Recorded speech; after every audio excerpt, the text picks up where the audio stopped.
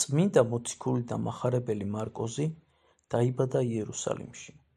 იგი იყო 70 მოციქულთაგან ერთ-ერთი და მოციქულ ბარნაბას ძმისწული.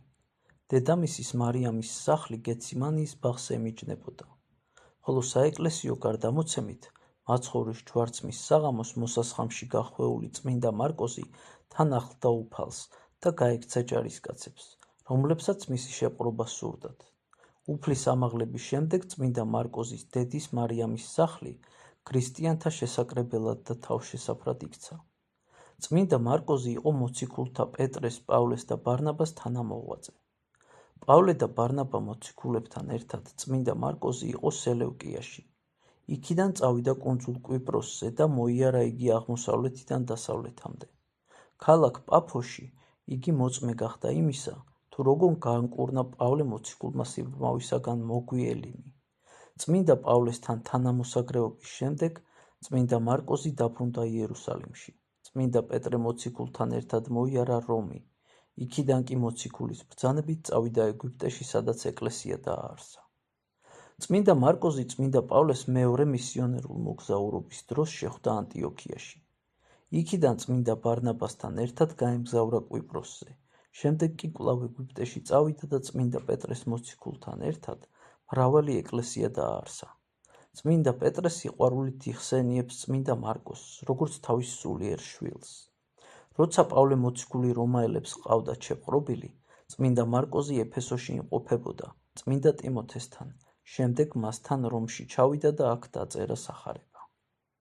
62-63 წლებში. რომიდან წმინდა მოციქული კვლავ ეგვიპტეში დაბრუნდა და ალექსანდრიაში დააარსა ქრისტიანული სასწავლებელი. შეადგინა ლიტურგიის წესი ალექსანდრიელი ქრისტიანებისათვის.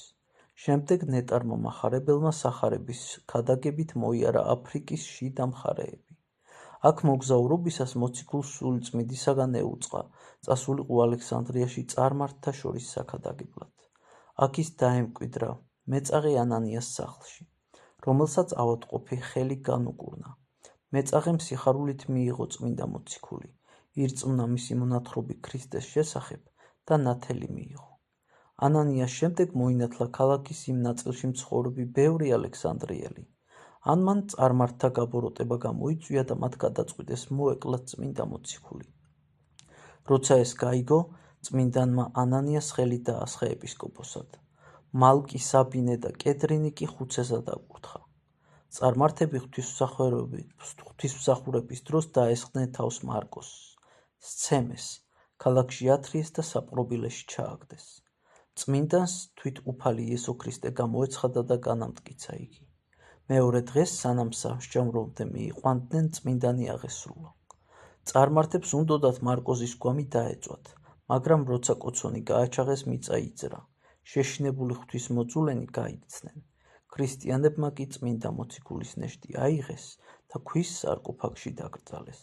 ეს მოხდა 63 წლის 4 აპრილს. წმინდანის ხსენებას ეკლესიაზე იმობს 25 აპრილს. 310 წელს წმინდა მარკოზის საფლავზე ტაძარი ააგეს, ხოლო 820 წელს, როცა ეგვიპტეში არაბები გაბატონდნენ და ქრისტიანების დევნა დაიწყეს, მოციქულის წმინდა ნაწილები ვენეციაში გადაასვენეს და მისი სახელობის ტაძარში დააბრძანეს.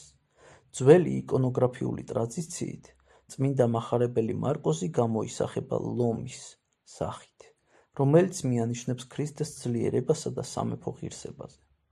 წმინდა მარკოზი წარმართთაგან გამოსული ქრისტიანებისთვის წერდა სახარებას. ამიტომ ძირითადად აღწერს მაცხოვრის სიტყვებს და საქმეებს, სადაც ჩანს მისი ღვთაებრივი ყოვლისშემძლეობა. მისი მონათხრობის ბევრი თავისებურების ახსნა შეიძლება პეტრე მოციქულთან სიახლოვით. ყველა ძველი მწერალი ადასტურებს, რომ მარკოზის სახარება მოციქულთა თავის, პეტრეს ქადაგებებისა და მონათხრობების მოკლე ჩანაწერი.